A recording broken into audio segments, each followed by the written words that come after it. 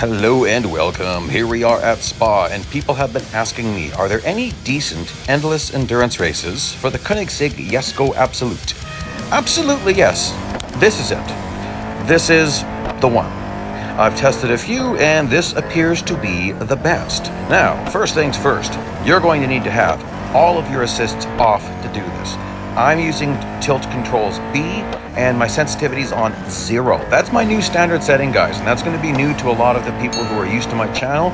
You're expecting me to be using 2 or maybe 1. Recently, I noticed that whenever I drive the McLaren MP4X, I always drop it to 0. And then I noticed I sometimes was forgetting to change it, and it didn't really notice any difference. And so this is just where I'm going to stay, is at 0. I would recommend you use tilt B controls for this car. And that's because of how it handles off track. This thing is squirrely off. Oops, didn't mean to do that. This thing is squirrely off track. It's very interesting. Cars are all very unique on how they handle off track.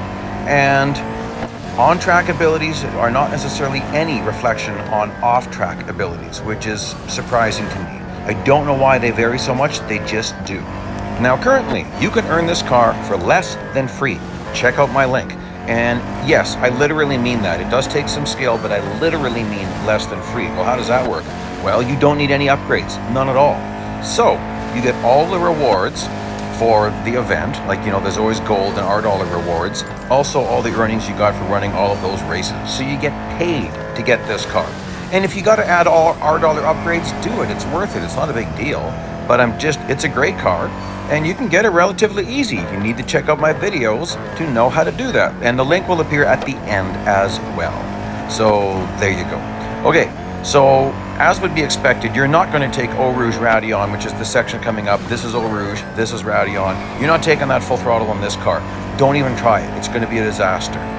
But you don't have to slow down too much. Full upgrade costs just over 3.8 million and 1,700 gold. Currently, this is the 6th most expensive car to fully upgrade gold-wise. That's surprising.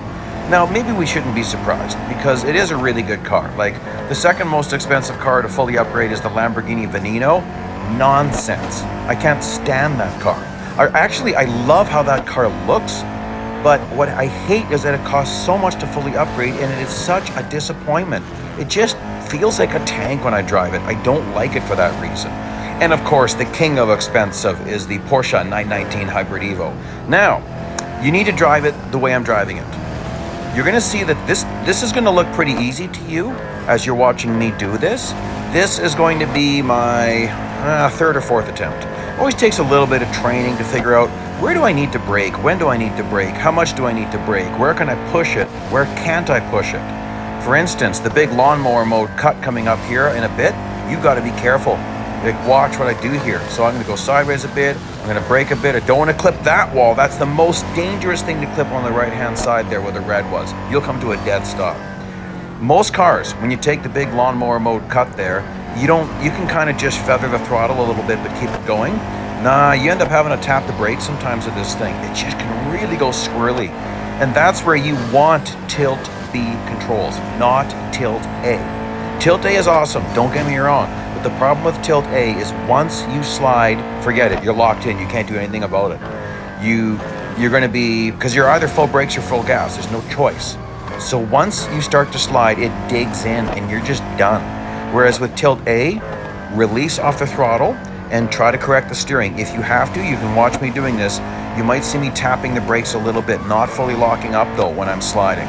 So even right there, I lost traction, left it off the throttle, got right back on it. Oftentimes, to regain traction, you're only giving up like a 10th or a 20th of a second, like 1 or 2 tenths.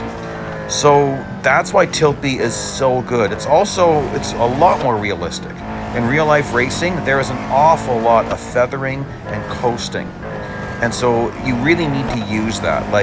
Now don't get me wrong, I know some amazing tilt A drivers. I know people who are amazing in almost every of the techniques, even steering wheel B. I once knew a guy that could definitely outrace me almost anywhere using steering wheel B. That shocked me. So look at that, digging in. I mean, I'm still going over 200 by the time I get back on track, so no worries. And you've got to watch out for Nitro Psycho bots, Nitro Ghosts. They're still around, and they're crazy now. Going way back, there was a while we had nitro bots where for 5 seconds, they just nail it. Look at that, you see that pass? Didn't even go off track, guys, come on now. And flying up Kemmel here, woo-wee, hitting 400, that's just sweet. Now, I am taking this cut, as you noticed, every single time. I'm staying on track quite a bit, though. Being careful with him, careful there, a little bit of drifting here and there. With Tilt B, you can do a lot of drifting if you want to. In this game, drifting is not generally advantageous, but it's better than the alternative. So I don't mean to be drifting, but sometimes it's okay to drift. There have been some time trials where drifting was definitely to your advantage. Puan corner here, you dread going off there because the wall's so far away. Hey, one interesting trick that some of you guys know, some of you guys don't know. If you go flying off track and you're heading towards a wall, you huck your car sideways, you huck your car sideways so the back end hits the wall and you get a big bounce off that wall and you're gonna end up back on track pretty quick. That's what makes Puan so nasty, is that there's no wall for quite a while. Sometimes, if you see in my other videos, sometimes I'm actually on the gas as I'm heading towards a wall because I want to bounce big time. Okay, check this out. Not too bad, gotta watch the traffic. Ew, a little bit of contact. No consequences. By the way, check this out. People say they got the speedometer wrong, that they mounted it to the dash.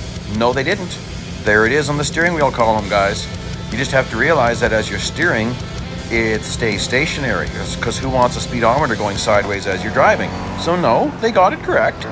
You just can't do that view unless you're on iOS, I think. I don't think you can do what I just did on Android. I don't know. I'm on iOS, so what do I know? Okay, so now, do I do this? Do I pass this guy at Eau Rouge? Yes. Do I pass this guy at Radion? Yes. Did I go off track? Oh, nuts, yes. That's pretty risky, passing 2 guys in that section. I mean, that's like, that's basically suicide in real life. Like, you're risking your life and other people's lives. But this is a game, so we can do that kind of stuff and not really worry about it. There, I didn't want to clip the wall. It's going kind of squirrely. There you go, nice inside pass. Braking a little bit later than I thought. So the difference between the Jesko and the Jesko Absolut is pretty much all specs.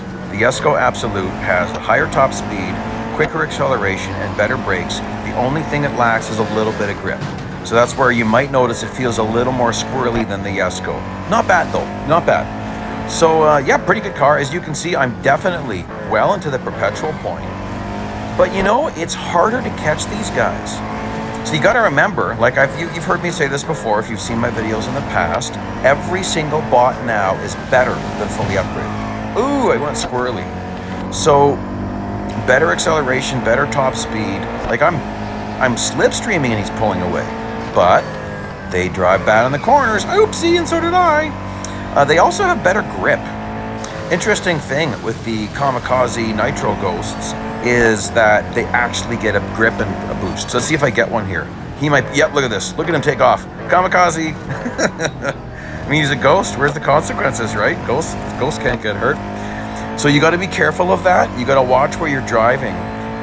If you pass a bot just when he's getting on the brakes, he's going to get off the brakes, and I don't know. Our opinions have varied through the years now since this has happened. The opinion used to be they just get off the brakes and coast.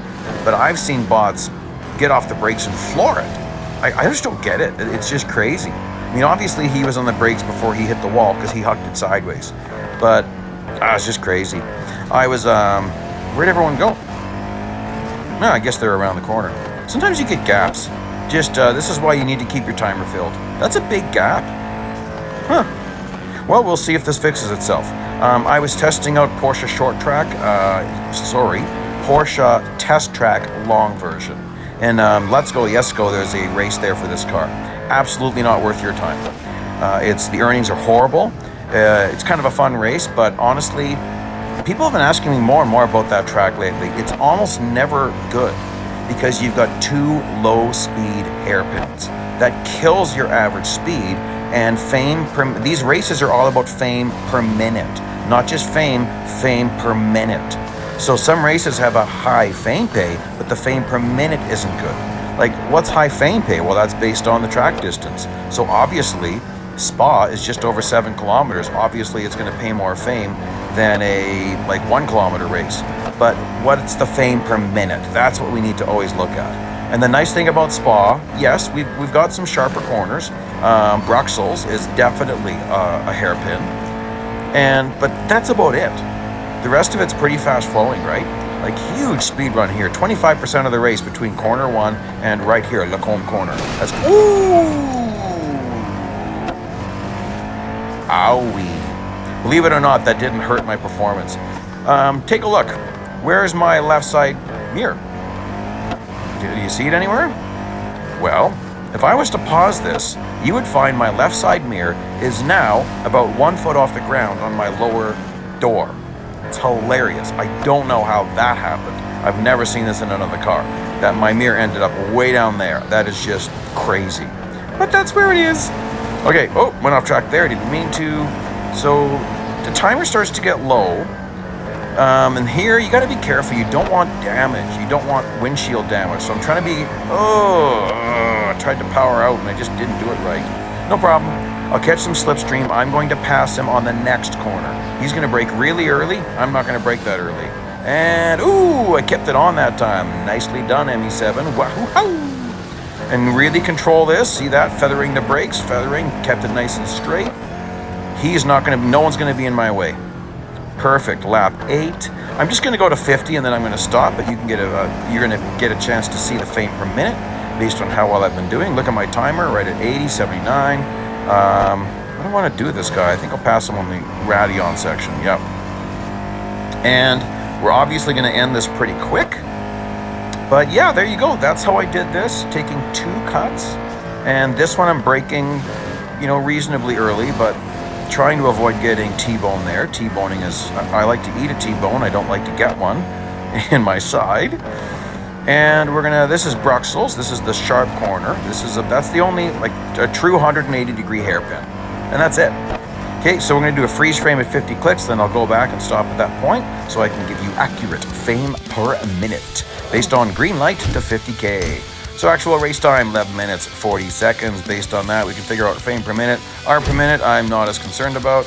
911 frame per minute, R per minute, it's going to be decent as well. Generally, if one is, the other is. So please please subscribe. Here is the Absolute Speed video and some other stuff you might find interesting. Thanks so much for joining me today.